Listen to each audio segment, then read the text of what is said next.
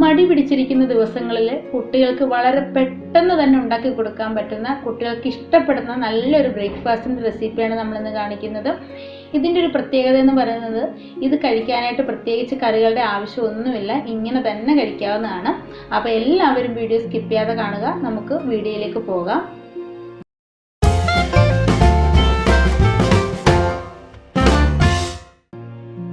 ആദ്യം തന്നെ ഒരു ബൗളിലേക്ക് 2 മുട്ട ഒഴിച്ചു കൊടുക്കുന്നുണ്ട്.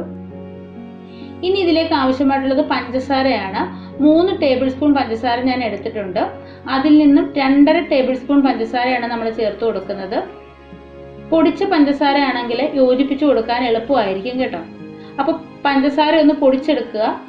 ഇനി ഇതിലേക്ക് വേണ്ടത് പാലാണ്.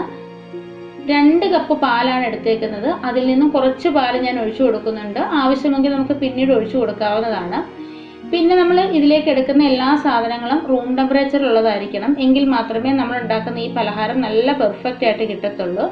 ഇനി ഇതെല്ലാം കൂടെ ചേർത്ത് നല്ലതുപോലെ ഒന്ന് ബീറ്റ് ചെയ്ത് കൊടുക്കണം. ഒരു വിസ്കോ ഫോർക്കോ സ്പൂണോ ഉപയോഗിച്ചിട്ട് നന്നായിട്ടൊന്ന് യോജിപ്പിച്ച് കൊടുക്കണം. മുട്ടയും പഞ്ചസാരയും പാലും കൂടെ നല്ല രീതിയിലൊന്ന് യോജിച്ച് കിട്ടണം. 2-3 മിനിറ്റെങ്കിലും നമ്മൾ കൈവിടാതെ നല്ല രീതിയിലൊന്ന് യോജിപ്പിച്ചെടുക്കണം.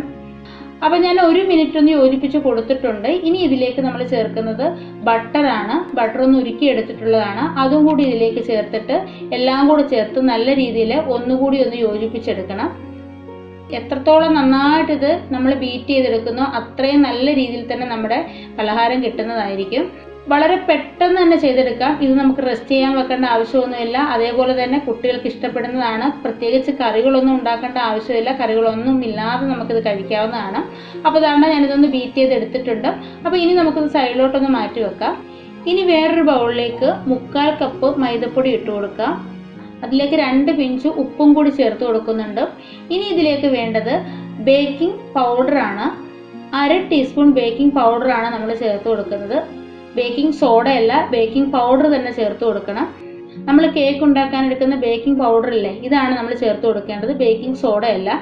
ഇനി ഇതെല്ലാം കൂടി നല്ല രീതിയിലൊന്ന് യോജിപ്പിച്ച് കൊടുക്കണം. ഉപ്പും ബേക്കിംഗ് പൗഡറും മൈദയും കൂടി നല്ലതുപോലെ ഒന്ന് യോജിപ്പിച്ചെടുക്കണം. ഇതെല്ലാം കൂടി യോജിപ്പിച്ചെടുത്ത ശേഷം കുറേശ്ശെയായിട്ട് നമ്മൾ നേരത്തെ റെഡിയാക്കി വെച്ചേക്കുന്ന ആ പാലിൻ്റെ മിക്സിലേക്ക് ഇട്ട് കൊടുക്കുന്നുണ്ട്.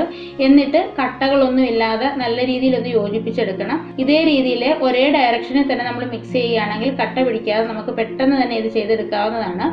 കുറേശ്ശെ മാവിട്ട് കൊടുത്താൽ മതി. ഒന്നിച്ചിട്ട് കൊടുത്താൽ കട്ട പിടിക്കാൻ ചാൻസ് ഉണ്ട് കേട്ടോ. ഇപ്പം ഞാൻ ബാക്കിയിരുന്ന മൈദപ്പൊടിയും കൂടി ചേർത്ത് കൊടുത്തിട്ടുണ്ട്. എന്നിട്ട് എല്ലാം കൂടി ചേർത്ത് നല്ലതുപോലെ കട്ടകളൊന്നും ഇല്ലാതെ ഒന്ന് മിക്സ് ചെയ്തെടുക്കുക. നമ്മൾ ഇതിലേക്ക് പഞ്ചസാര കൂടുതൽ ചേർത്ത് കഴിഞ്ഞാൽ ഇത് ഇരിക്കും തോറും നമ്മുടെ മാവ് ലൂസായിക്കൊണ്ടിരിക്കും. അപ്പം അതിനനുസരിച്ച് വേണം നമ്മൾ പഞ്ചസാര ചേർത്ത് കൊടുക്കാനായിട്ട് കേട്ടോ.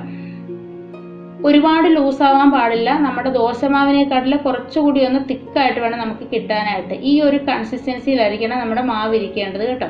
ഇനി നമ്മളിത് മിക്സ് ചെയ്ത് കഴിയുമ്പോഴേ ടൈറ്റായിട്ട് തോന്നുന്നുണ്ടെങ്കിൽ 1-2 ടീസ്പൂണ് പാലും കൂടി ചേർത്ത് നമുക്കിത് റെഡിയാക്കി എടുക്കാവുന്നതാണ്. നമ്മുടെ ഈ ബാറ്റർ റെഡിയാക്കി കഴിഞ്ഞിട്ട് നമ്മളിത് റെസ്റ്റ് ചെയ്യാനൊന്നും വെക്കേണ്ട ആവശ്യമില്ല. അപ്പോൾ തന്നെ നമുക്ക് റെഡിയാക്കി എടുക്കാവുന്നതാണ്. അപ്പോൾ അതാ ഞാനൊരു പാൻ അടുപ്പത്ത് വെച്ചിട്ടുണ്ട്. ഇതിലേക്ക് എണ്ണയൊന്നും തൂത്ത് കൊടുക്കുന്നില്ല. പാൻ ഒന്ന് മീഡിയം ലെവലിലൊന്ന് ചൂടായിട്ട് വരുമ്പം നമ്മൾ റെഡിയാക്കി വെച്ചേക്കുന്ന മാവ് ഇതേപോലെ കുറച്ച് ഒഴിച്ചു കൊടുക്കുന്നുണ്ട്. നിരത്തി കൊടുക്കരുത്. ഈ ഒരു രീതിയിൽ മാത്രം നമ്മൾ ചെയ്ത് കൊടുക്കാവൂ. ഒരുപാട് നിരത്തരുത്. കുറച്ച് തിക്കായിട്ട് വേണം നമ്മളിത് ചെയ്തെടുക്കാനായിട്ട്. ലോ ഫ്ലെയിമിലിട്ട് നമുക്ക് കുക്ക് ചെയ്യാം. ചെറിയ ബബിൾസ് ഇതുപോലെ വന്നു കഴിയുമ്പം അതിൻ്റെ അടിവശമൊക്കെ ചെറുതായിട്ടൊന്ന് വെന്ത് വന്നിട്ടുണ്ടെന്ന് മനസ്സിലാവും. അപ്പം നമുക്ക് തിരിച്ചിട്ട് കൊടുക്കാവുന്നതാണ്. ഞാനൊന്ന് തിരിച്ചിട്ട് കൊടുക്കുന്നുണ്ട്. കണ്ടില്ലേ, ഇതിൻ്റെ അടിവശമൊക്കെ നല്ല രീതിയിൽ തന്നെ വന്നിട്ടുണ്ട്. ഇനി ഇത് നമ്മൾ തിരിച്ചിട്ട് കൊടുത്ത ശേഷം ഇതേപോലെ ഒന്ന് ചെറുതായിട്ടൊന്ന് അമർത്തി കൊടുക്കണം. അപ്പം മറു സൈഡ് നല്ലതുപോലെ മുരിഞ്ഞ് കിട്ടും. ഈ ഒരു രീതിയിലൊന്ന് പ്രസ് ചെയ്ത് കൊടുക്കുമ്പോഴേ നല്ലതുപോലെ പൊങ്ങി വന്നിട്ട് നല്ല പെർഫെക്റ്റ് ആയിട്ട് തന്നെ കിട്ടും. ഇപ്പം നിങ്ങൾക്ക് മനസ്സിലായി കാണും നമ്മൾ എന്താണ് ഉണ്ടാക്കിയേക്കുന്നതെന്ന്. കുട്ടികൾക്കൊക്കെ വളരെ ഇഷ്ടമുള്ള പാൻ കേക്കാണ് നമ്മൾ ഉണ്ടാക്കിയിട്ടുള്ളത്. പാൻ കേക്ക് എന്ന് പറയുമ്പോൾ തന്നെ പലരുടെയും വിചാരം ഇത് ഒരുപാട് നേരം എടുക്കും, അതുപോലെ ബേക്ക് ചെയ്യണം എന്നൊക്കെയാണ് വിചാരിച്ചേക്കുന്നത്. പക്ഷെ വളരെ പെട്ടെന്ന് തന്നെ ചെയ്തെടുക്കാൻ പറ്റുന്ന നല്ലൊരു പലഹാരമാണ് പാൻ കേക്ക് എന്ന് പറയുന്നത് കേട്ടോ. അപ്പോൾ നമ്മൾ ആദ്യത്തെ ചെയ്തെടുത്തിട്ടുണ്ട്. അപ്പോൾ ബാക്കിയും കൂടെ നമുക്ക് ഇതുപോലെ ഒന്ന് ചെയ്തെടുക്കാം.